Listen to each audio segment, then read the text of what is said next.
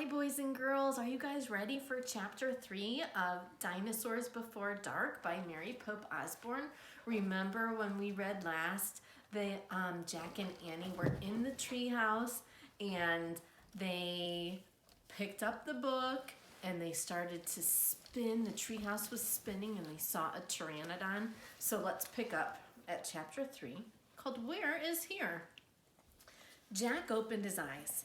Sunlight slanted through the window.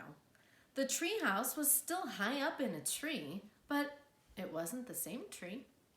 Where are we? Said Annie. She and Jack looked out the window. The pteranodon was soaring through the sky. The ground was covered with ferns and tall grass. There was a winding stream and a sloping hill and volcanoes in the distance. I don't know where we are, said Jack. I also don't know why Marv keeps licking Kinsey. It's sort of gross. The pteranodon glided down to the base of the tree. It landed on the ground and it stood very still. So, what just happened to us? Said Annie. Well, said Jack, I was looking at the picture in the book and you said, wow, I wish we could go to the time of the pteranodon, said Annie.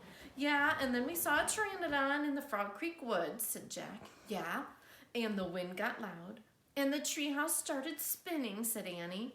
And we landed here, said Jack. So that means what? I don't know, said Jack. He shook his head. None of this can be real. Annie looked out the window again.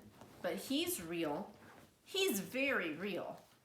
Jack looked out the window with her again. The pteranodon was standing at the base of the tree like a guard. His giant wings were spread out on either side of him. Hi, Annie shouted.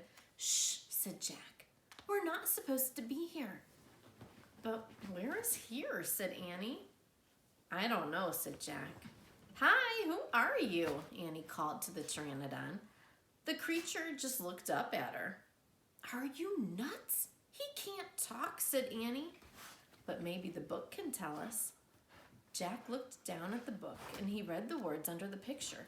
This flying reptile lived in the Cretaceous period. It vanished so many years ago with the dinosaurs. Wow, that's impossible. We can't have gone back in time to dinosaur time. Jack, said Annie. He's nice. Nice, said Jack.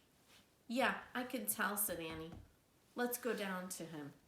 Go down, said Jack. Annie started down the rope ladder. Hey, come back, said Jack. But Annie kept going. Annie, wait, Jack called. Annie dropped to the ground and she stepped boldly up to the ancient creature. So here she is coming down the rope ladder. And they've gone back in time many, many, many years. And that was the end of our chapter. So let's do one more since that was a short one. Let's go on to chapter 4 called Henry. Jack gasped as Annie reached out her hand toward the pteranodon. Oh no, he thought. Annie was always trying to make friends with animals, but this was going too far. Marv, you might be going too far. Marv, down. Down. Good boy. Good boy. Don't get close to him, Annie. Annie touched the pteranodon's crest. She stroked his neck. She was talking to him. What in the world is she saying? Jack wondered. He took a deep breath. Okay, he would go down too. It would be good to examine a pteranodon. He could take notes like a scientist. Jack started down the rope ladder. When he reached the ground, he was only a few feet away from the creature. The pteranodon stared at Jack. His eyes were bright and alert. He's soft, Jack said. Or he's soft, Jack, said Annie. He feels like Henry. Jack snorted. He's no dog, Annie. Feel him, Jack, said Annie. Jack didn't move. Don't think, Jack, just do it, Annie said. Jack stepped forward. He reached out very cautiously and he brushed his hand down the creature's neck. Interesting, Jack thought. A thin layer of fuzz covered the pteranodon's skin. Soft, huh, said Annie. Jack reached in his backpack and pulled out a pencil and a notebook, and he wrote, "Fuzzy skin." "What are you doing?" asked Annie. "Taking notes," said Jack. "We're probably the first people in the whole world to ever see a real live pteranodon."